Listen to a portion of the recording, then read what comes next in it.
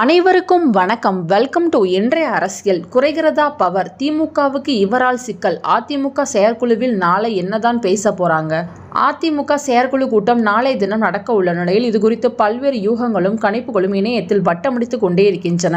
கடந்த ஆகஸ்ட் 9ஆம் தேதி அதிமுகவின் மாவட்ட செயலாளர்கள் கூட்டம் நடைபெறும் என்று அறிவிக்கப்பட்டது. ஆனால் அடுத்த சில மணி நேரத்திலேயே அந்த கூட்டம் ஒத்திவைக்கப்பட்டதாகவும் வருகிற 16ஆம் தேதி அவசர செயற்குழு கூட்டம் நடைபெற உள்ளதாகவும் அறிவிப்பு வெளியானது.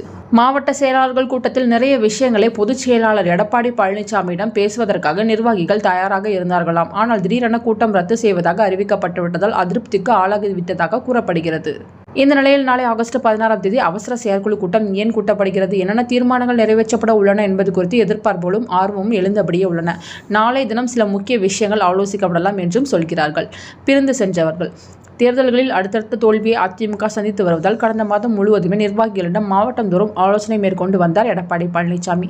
அப்போது Sasikala plus Dinakaran plus OPS என பிரிந்து சென்றவர்கள் எல்லாம் மீண்டும் ஒன்றிணைத்தால் மட்டுமே முக்குளத்தூர் வாக்குகளை பெற முடியும், திமுக கூட்டணிக்கு நெருக்கடி தர முடியும் என்று எடப்பாடியிடம் பெரும்பாலானோர் சொன்னார்களாம்.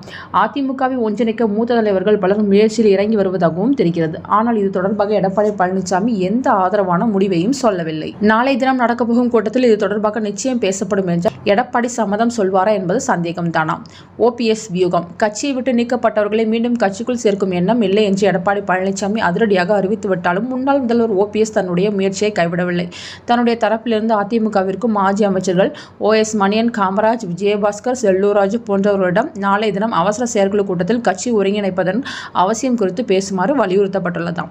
ஓபிஎஸ் தரப்பிலிருந்து தனிப்பட்ட முறையில் நமது நிர்வாகிகள் யாராவது பேசினால் பொருட்படுத்த வேண்டாம் என்று ஏற்கனவே எடப்பாடி பழனிசாமி வாய்மொழியில் உத்தரவிட்டுள்ளாராம். எனவே நாளை தினம் ஓபிஎஸ் வியூகம் விடுபடுமா என தெரியவில்லை.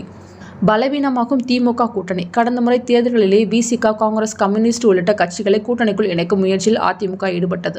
ஆனால் அது முடியாமல் போனது. இத்தனைக்கும் பாஜகவை கூட்டணியிலிருந்து கலட்டிவிட்டும் கூட அதிமுக கூட்டணியில் யாருமே இணையவில்லை. இதனால் பலமான திமுக கூட்டணியும் அதிமுக உடைக்க முடியவில்லை. ஆனால் வரப்போகும் தேர்தலில் திமுக கூட்டணியில் நிறைய நெருக்கடிகள், சிக்கல்கள் ஏற்படலாம் என்று அதிமுக மேலிடம் கருதுகிறதாம்.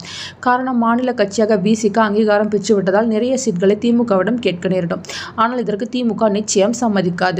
அதேபோல் தேர்தலில் சொன்ன வாக்குறுதிகளை இதுவரை நிறைவேற்றதால் அரசு ஊழியர்கள் சங்கங்களுக்கும் திமுக மீது அதிருப்தியில் உள்ளனர். எனவே கம்யூனிஸ்டுகள் வரும் தேர்தலில் திமுகவுடன் கூட்டணி வைப்பார்களா என்பதும் சந்தேகம் தானாம்.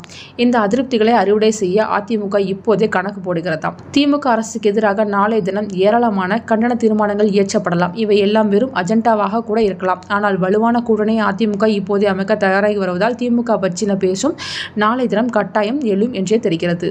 தொகுதிகளுக்கு ஒரு மாவட்ட செயலாளர்கள் என எண்ணிக்கை கூட்டுவது பற்றி எடப்பாடி பழனிசாமி தன்னுடைய ஆசையை நாளை தினம் வெளிப்படுத்துவார் என தெரிகிறது. ஆனால் இதற்கு சீனியர்கள் செல்லூர்ராஜு, உதயகுமார், CV சண்முகம், செங்கோட்டையன் உள்ளிட்டோர் ஆரம்பத்திலிருந்தே தயக்கம் காட்டி வருகிறார்கள். காரணம், தங்களது அதிகாரம் இரண்டாக பிரிக்கப்பட்டுவிடும் என்று நினைக்கிறார்களாம். எனினும் சீனியர்கள் சமாளித்து மாவட்ட செயலாளர் எண்ணிக்கையை எடப்பாடி கூட்டுவாரா என்ற ஆர்வமும் எகிரி வருகிறது. வழக்கமாக வருஷத்துக்கு 2 முறை செயற்குழுவை கூட்ட வேண்டும் என்பது அதிமுகவின் விதிமுறையாகும். இதன் காரணமாகவே இந்த கூட்டத்தை நாளை கூட்டப்படுவதாக சொல்கிறார்கள். செயற்குழு கூட்டம் என்றால் 2 மாதம் முன்பாக தகவல் தெரிவிக்க வேண்டும். ஆனால் அவசர செயற்குழு என்ற வார்த்தையை சேர்க்க காரணம் உடனே நடத்திவிட முடியும் என்பதுதான். மற்றபடி இந்த கூட்டத்திற்கு எந்த அவசரமும் கிடையாது என்று மாறுபட்ட தகவல்கள் வருகின்றன. அதிமுக உடைந்து கிடக்கிறது என்ற பிம்பத்தை பொதுமக்களிடமிருந்து மாற்றாமல் எவ்வளவு நடவடிக்கை எடப்பாடி எடுத்தாலும் அது பலனை பெற்றுத்தராது என்று OPS தரப்பு உள்ளிட்ட அதிமுக நலம் வறுமைகள் விடாமல் சொல்லிக் கொண்டிருக்கிறார்கள். இப்படிப்பட்ட சூழலில் நாளைய தினம் அதிமுக அவசர கூட்டத்தில் என்னதான் நடக்கப் போகிறது, என்னதான் பேசப் போகிறார்கள், பொறுத்திருந்து பார்ப்போம். நன்றி.